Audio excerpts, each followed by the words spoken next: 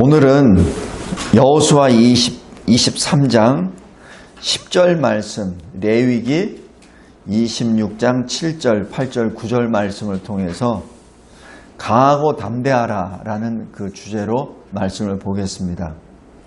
우리가 무슨 일을 시작할 때 사실 두려운 마음이 먼저 앞섭니다. 특별히 내 인생 가운데 어떤 그 전환점에 섰을 때 사실 두렵습니다. 아브라함의 인생을 봐서도 75세에 대전환점이 일어나죠. 75세에 하나님이 아브라함아 너 집 나와라.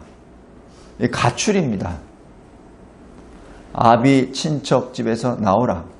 그리고 내가 너에게 지시할 땅으로 가라. 지금 그 말씀하신 거거든요. 근데 아브라함이 그 가는 게 그게 쉽지 않아요. 물론 믿음으로 나아갔지만, 그래서 히브리서 11장에는 갈 바를 알지 못하고 나아갔다라고 기록합니다. 또 뭐 아브라함뿐만 아니에요. 이 사울도 마찬가지입니다. 유대교에서 잘 나가다가 갑자기 도상에서 주님을 만나고 난 다음에 사람이 완전히 바뀌어버리죠. 그 다음에 자기가 여태까지 배우고 살아왔던 그 기반, 유대교의 그 기반은 다 버려버립니다. 똥처럼 여겨버리고 주님이 인도하신 대로 가버립니다. 그러니까 어찌 보면은 그 바울이 아마 굉장히 좀 두려웠을 거예요. 세상적으로 보면은. 아무것도 못하잖아요. 자기가 여태까지 믿었던 그 가말리엘 그 제자들, 동료들이죠. 다 동기들이죠. 선후배지간에. 그 얼마나 좋은 기반입니까? 거기서도 다 나와버렸잖아요. 그들이 원래 원수 취급이 돼버렸잖아요. 우리 로마서 16장에 보면은 바울 사도의 동역자들 이름이 쭉 나옵니다. 동역자들 이름 가운데 아버지 이름도 없죠. 어머니 이름도 없죠. 형, 동생 이름도 없어요. 그 얘기는 뭐예요? 전부 다 원수가 돼버렸다는 얘기예요. 바울의 아버지 입장에서, 어머니 입장에서 한번 생각해 보세요. 갑자기 잘 나가던 아들이 갑자기 예수 믿고선 엉뚱한 일로 가잖아요. 결혼도 안 한다. 그리고 뭐 말도 안 듣는다. 오히려 아비를 공격하잖아요. 예수의 그 복음을 선포하는 그 일로 인해서. 여러분들이 그 바울이라고 하면, 여러분들이 그 바울의 아버지라고 생각하면, 어머니라고 생각하면은 무슨 생각을 하겠습니까? 이게 성경에서는 그런 것이 다 빠져 있어요. 다 빠져 있어요. 근데 여러분이 막상 그 바울의 본인이라고 하면은 그 갈등 안 하겠습니까? 그리고 여러분이 그 아브라함이라면 그 쉽게 그 아비 데라 집을 떠날 수 있을 것 같아요? 75세까지 거기서 살아왔는데? 그거 쉬운 거 아닙니다. 여태까지 삶의 기반을 다 버려야 되는데? 그리고 바벨론에서 잘 살던 사람들이 다시 예루살렘으로 돌아오잖아요. 그거 쉬운 것 같아요? 쉽지 않습니다.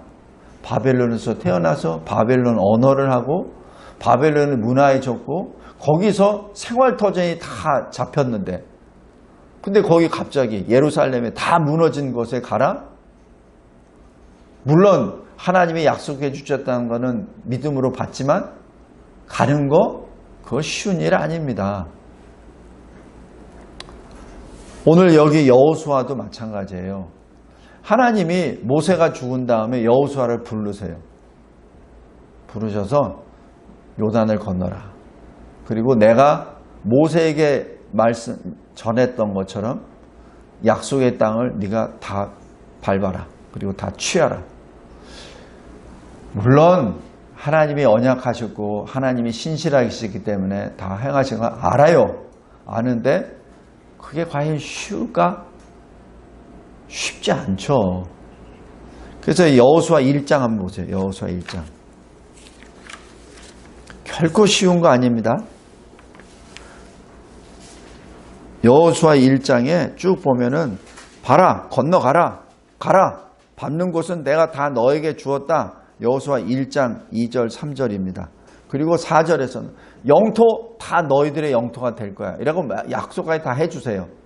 그럼에도 불구하고 6절에 보십시오. 강하고 담대하라. 7절 보십시오. 오직 강하고 극히 담대하여. 그 다음에 9절 보십시오.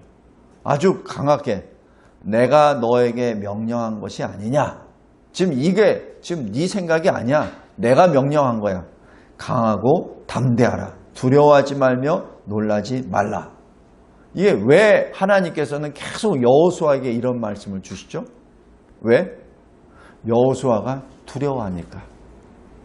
만약에 두려워하지 않는다면 굳이 여호수아에게 하나님이 이런 말씀 안 하세요. 그런데 여호수아는 두려운 겁니다. 여호수아가 누구예요? 모세의 부하예요. 그래서 모세가 가는 곳마다 항상 여호수아가 따라갑니다.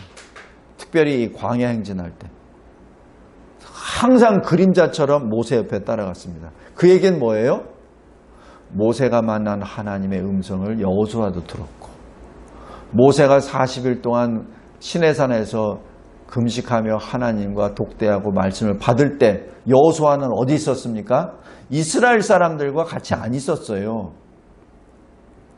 어느 선까지는 시내산까지 올라갑니다. 그리고 거기서 모세가 떠나는 것을 여호수아는 뒤에서 보고 같이 기도했던 사람입니다. 그 여호수아마저도 하나님의 말씀을 딱 받았을 때 요단을 건너가라. 그 땅을 취하라.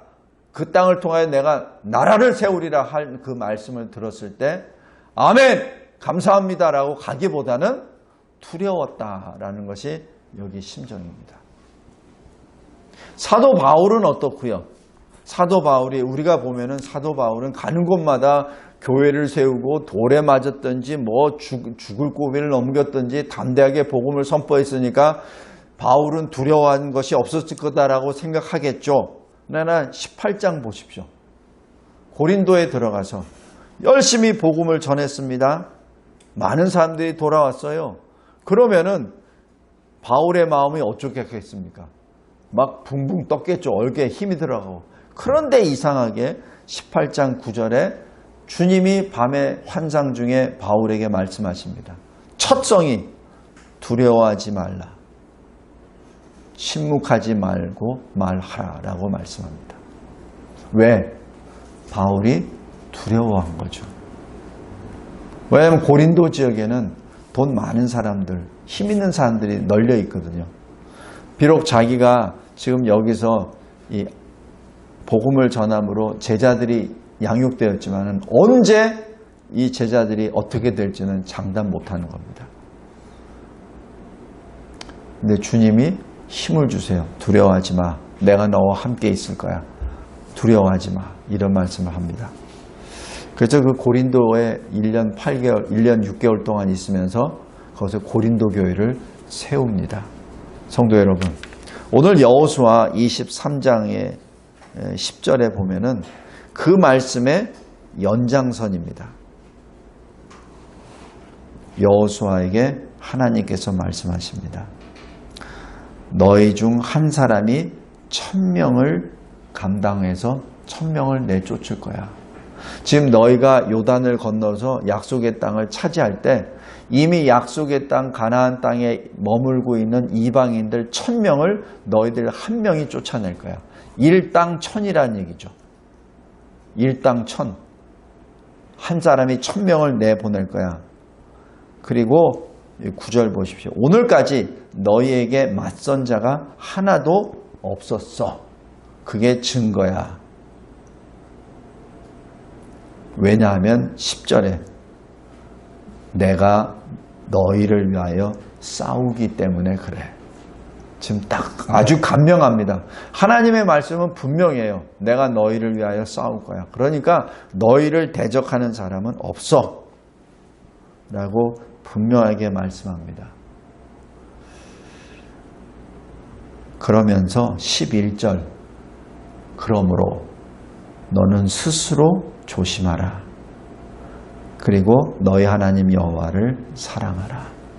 여기 사랑이라는 그 개념이 굉장히 포괄적이고 깊습니다. 하나님이 함께 동행하시기 때문에 그러면 나는 손 털고 가만히 있으면 되네? 그게 아니고 더 하나님을 더 사랑하라는 얘기죠.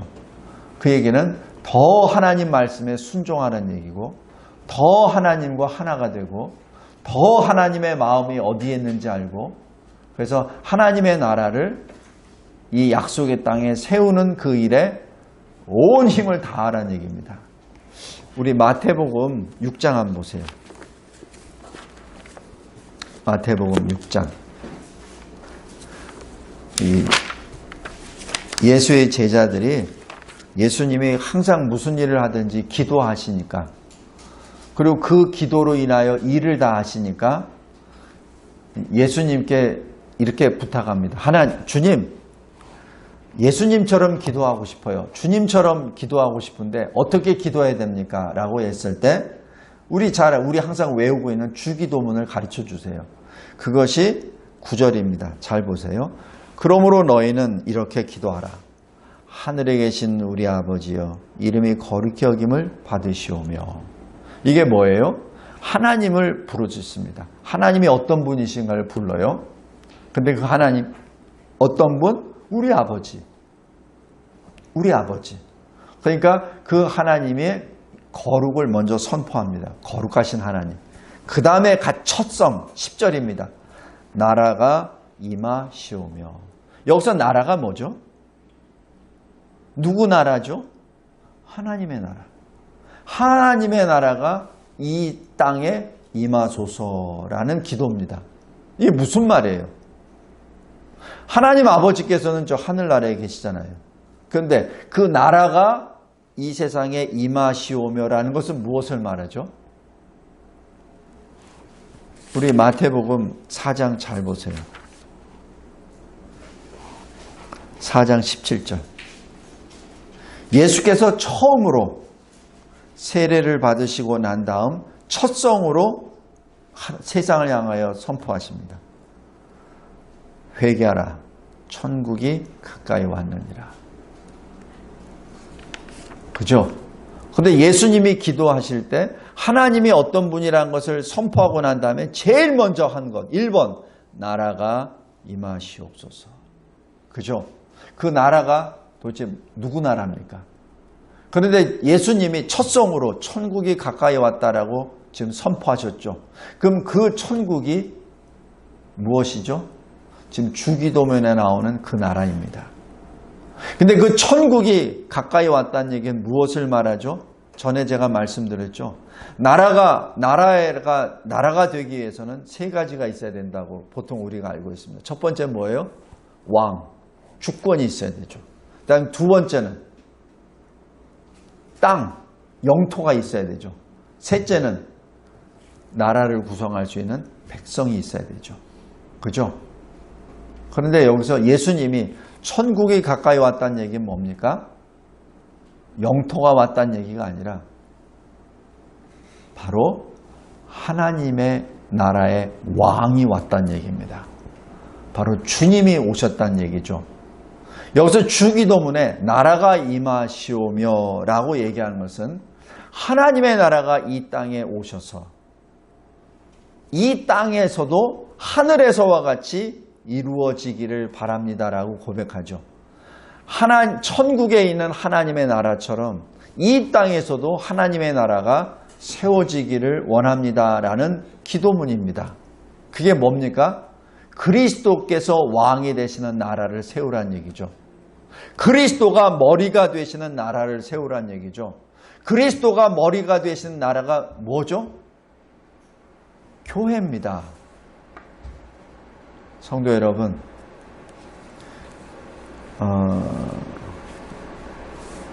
여호수아 오늘 23장 이 10절에서 나오는 것, 너희 가운데 한 명이 원수 1000명을 내쫓겠다라고 하시는 그 말씀이 왜? 쫓아서 뭐 어떻게 하겠다는 얘기입니까? 쫓아내니까 어떻게 돼요?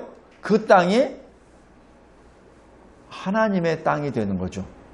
다시 얘기해서 쫓아냈으니까 하나님의 땅이 되었으니까 그럼 어떻게 되죠? 이스라엘 사람들은 뭐라고 그랬어요? 여호와의 군대라고 했죠.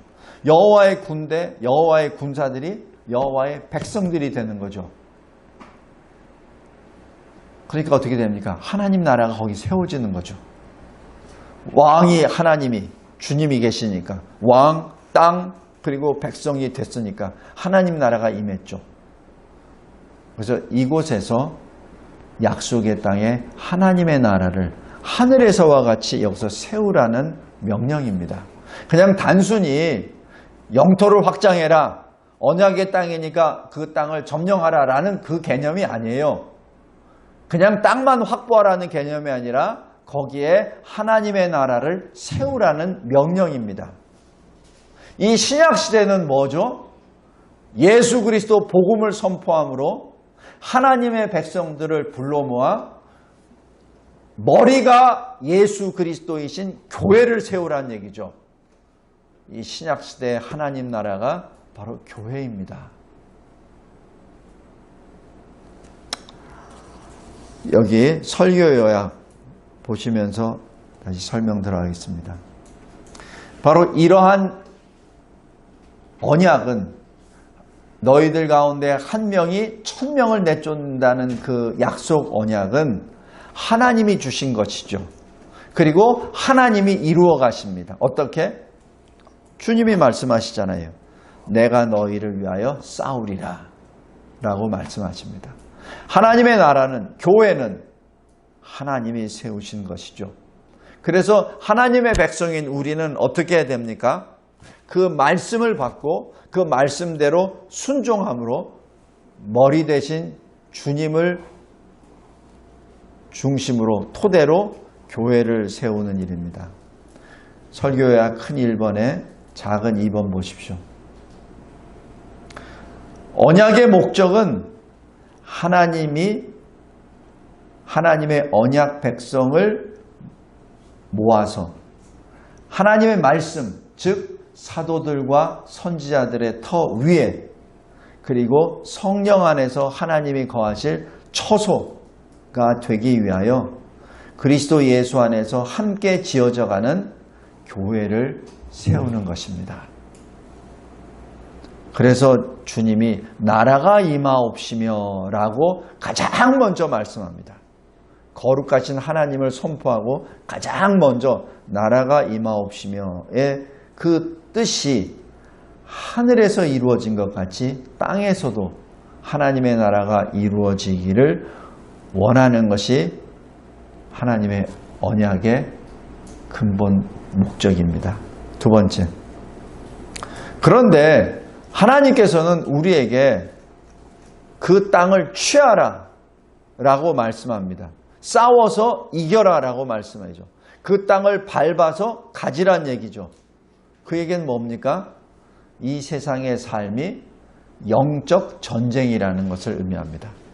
그래서 이 출애굽에서 12장에서도 보면은 애굽에서 나오는 이스라엘 사람들을 뭐라고 하냐면 여호와의 군대라고 그렇게 부릅니다.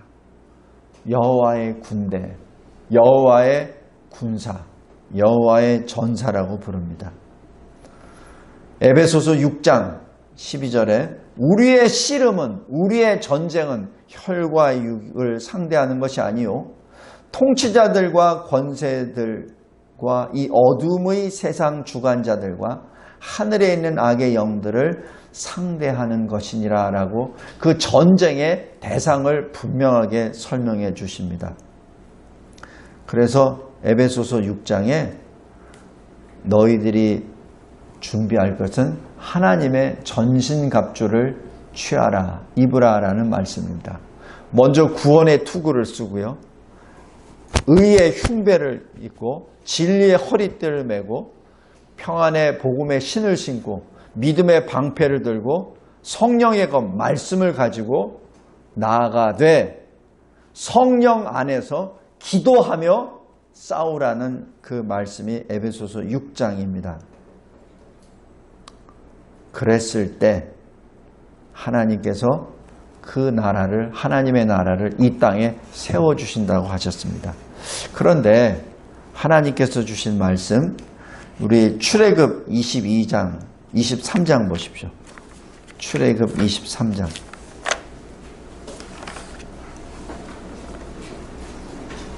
23장 29절 30절입니다. 내가 너희들에게 땅을 줄 거야. 그런데 어떻게 주는지 아느냐? 지금 23장 29절 30절 잘 보세요. 그러나 그 땅이 황폐하게 되므로 들짐승이 번성하여 너희를 해할까 하여 1년 안에는 그들을 내 앞에서 쫓아내지 아니하고 30절 내가 번성하여 그 땅을 기업으로 얻을 때까지 내가 그들을 너희 앞에서 조금씩 쫓아내리라. 성도 여러분, 하나님은 전능하신 하나님이잖아요. 창조의 하나님이잖아요. 그 약속의 땅, 그 가나안 땅, 그 조그만 땅, 손바닥만한 땅 하나님께서 그냥 주시면 다 돼요. 그죠? 한 번에 주시면 돼요. 그런데 하나님이 그렇게 안 주십니다. 그리고 그 땅에 있는 거민들을 다 한꺼번에 다 쫓아내시지 않으세요. 왜? 지금 말씀하시잖아요. 만약에 그 땅을 다 내쫓아서 황폐하게 되면은 너희들이 살려고 하기보다도 먼저 짐승들이 와서 그 짐승들이 잡고 너희를 공격하면 너희들이 진짜 힘들어질 거야. 그래서 조금씩 내쫓을 거야. 그건 뭐예요? 너희들이 제대로 점령할 수 있도록. 조금씩. 성도 여러분, 우리의 인생도 마찬가지입니다. 제가 옛날에 한때는 복권에 당첨됐으면 좋겠어요 라고 한 적도 있었어요. 왜냐면 월세 살고 막 이러니까 그래도 하나님의 사람인데 좀 떵떵거리면서 살아야지. 그럼 가만히 두고 보니까 복권 사고 한 번 되면 될 것 같아요. 주여 복권에 당첨받게 해주세요. 저도 그렇게 기도한 적이 있었어요. 얼마나 좋아. 한꺼번에 아파트 사고 필요한 거 딱 사고 차도 좋은 거 딱 빼고 좋잖아요. 그리고 하나님을 위하여 열심히 달려가면 되잖아요. 그죠? 그런데 하나님은 그걸 원하시지 않습니다. 그리고 우리가 잘 알잖아요. 복권 당첨해서 제대로 살고 있는 사람은 거의 없습니다. 저희가 언뜻 한번 말씀드린 것 같은데 대부분은 다 망합니다. 왜냐면 너무 쉽게 돈을 벌었기 때문에 너무 쉽게 써버려요. 가정이 깨지고 자기 인격이 다 깨져버립니다. 왜냐하면 마약과 술과 탐욕으로 다 써버리니까. 대신에 정상적으로 사는 사람은 누군지 아세요? 그 받은 그 돈을 사회에 환원시킨 사람, 그 사람은 제대로 삽니다. 여기 출애굽 23장 30절 말씀이 굉장히 의미가 깊습니다. 조금씩 쫓아내리라. 성도 여러분, 여러분들 중에서도 기업을 시작하신 분들도 있어요. 그리고 기업을 시작하려고 하시는 분도 있어요. 또 지금 기업을 하고 있는 사람도 있습니다. 가슴에 손을 얹고 잘 보십시오. 하나님, 제가 하나님의 뜻을 따라서 이걸 하려고 하는데 하나님이 확 부어주세요. 그 생각하죠. 그리고 얼마나 기분 좋아요. 근데 하나님은 그렇게 인도하시지 않습니다. 조금씩. 왜? 그래야 성도가 온전히 서 나아가니까. 그렇지 않으면 성도가 무너져 버리거든요. 무너져 버립니다. 제가 중학교 다닐 때 전교에서 이제 1등 하는 친구가 있었어요. 근데 그 친구는 별로 공부하는 것 같지도 않아. 근데 봐도 머리가 나보다 그렇게 좋은 것 같지도 않아. 근데 1등이야. 타의 추정을 불허하게 1등이에요. 그래서 어떤 때는 제가 몰래 그 친구 뒤를 밟아봤어요. 도대체 뭘 어떻게 하나. 왜냐면 나도 공부하고 싶으니까. 좀 흉내도 내보려고. 근데 뭐 그렇지도 않아. 그래서 어떤 때는 걔네 집에 들어가서 같이 놀기도 하고, 또 시험이 있을 때는 일부러 같이 놀기도 했어요. 이놈 시험 같이 나랑 같이 공부하는데 어떻게 될까? 그런데도 1등이야. 그 친구가 나한테 귀뜸을 해주더라고요. 나는 수업 시간에 선생님 말씀을 하나도 안 놓쳐. 그게 걔의 비결이었어요. 물론 이 시대에는 그냥 이 학교 교육이 시스템이 무너지고 학원을 중심으로 돌아가기 때문에 옛날처럼 그렇게 공부할 수는 없겠지만은 각자의 그 비밀이 다 있습니다. 근데 그 비밀의 중심에는 항상 조금씩 일어나가는 겁니다. 일확천금도 아니요.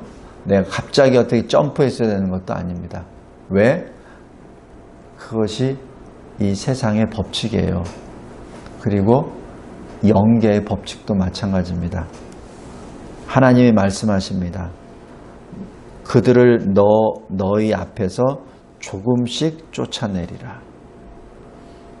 그리고 내가 너와 함께하리라. 성도 여러분, 이 세상의 삶은 영적 전쟁이요. 하나님이 우리를 위하여 싸우십니다. 하나님이 말씀하세요. 너희를 위하여 내가 싸우리라. 우리 레위기 한번 다시 보시겠습니다. 레위기 26장.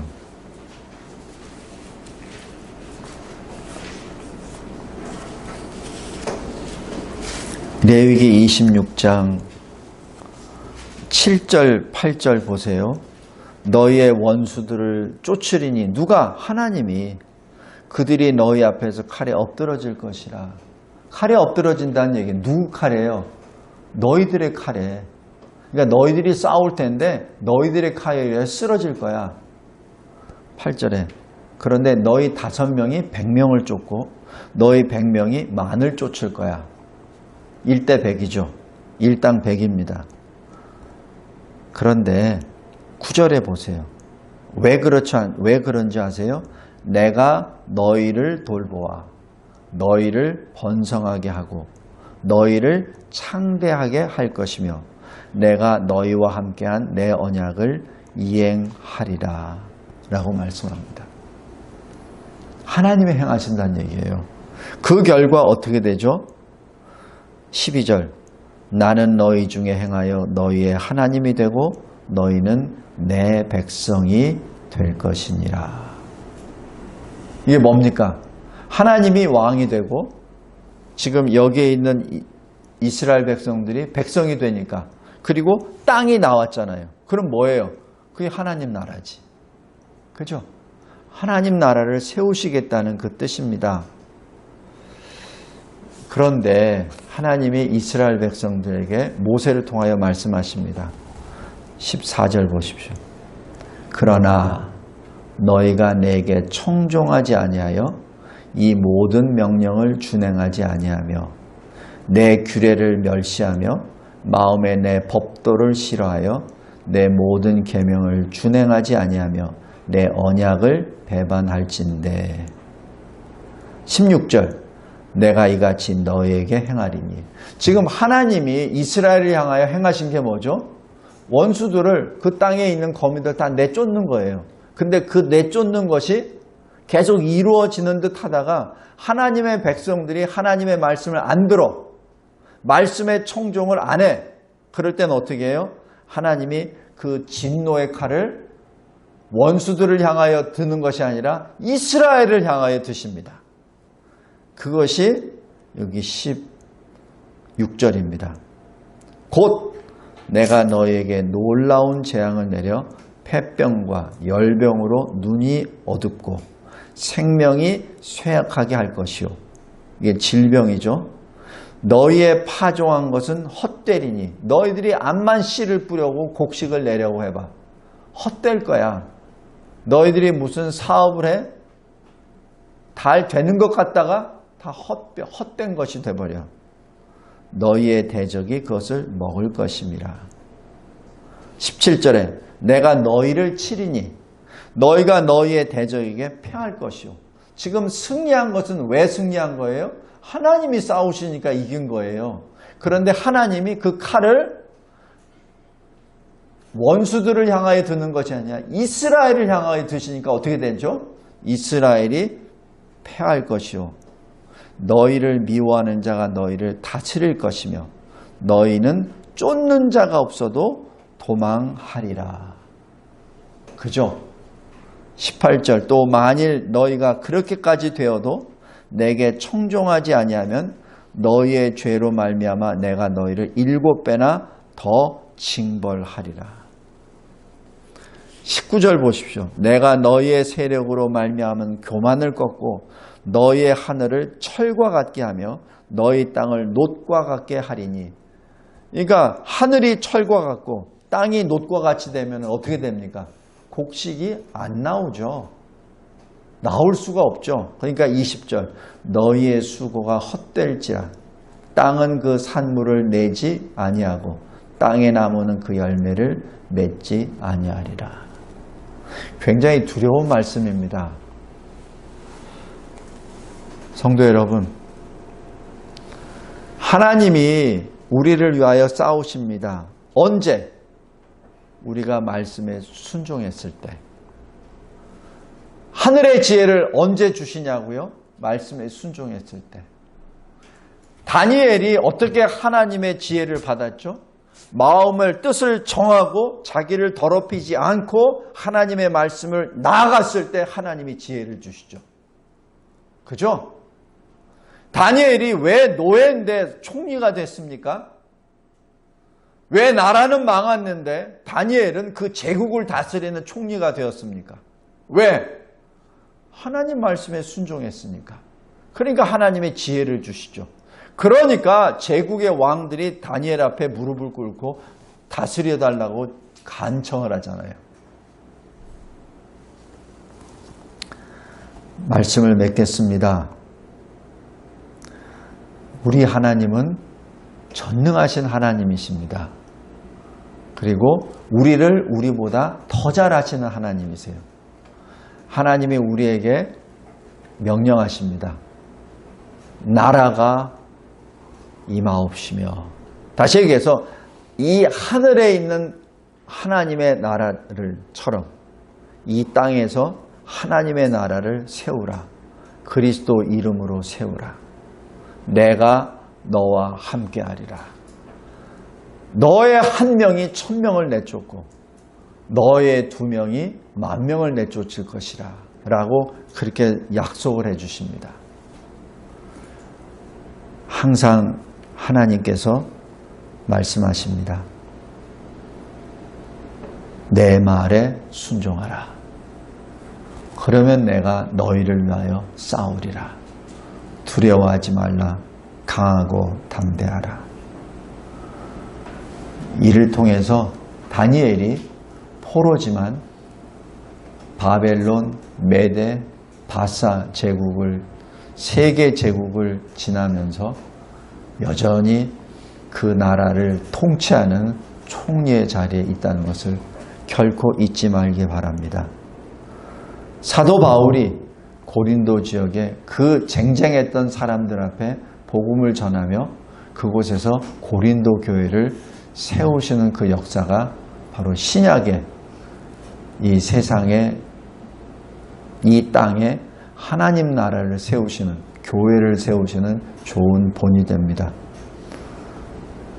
하나님 앞에 늘 간절히 기도하며 믿음으로 승리하는 주님이 기뻐하시는 참다운 하나님의 군대가 되시기를 주 예수 그리스도의 이름으로 기도합니다.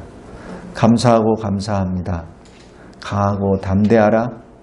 너희 가운데 한 명이 1000을 내쫓으리라 하시는 그 말씀을 의지하며 이 시대를 본받는 것이 아니라 이 시대와 구별된 거룩한 하나님의 군대로서 하나님의 말씀의 순종으로 성령으로 승리하는 우리 모두가 되게 하옵소서. 예수 그리스도의 이름으로 기도드렸나이다. 아멘.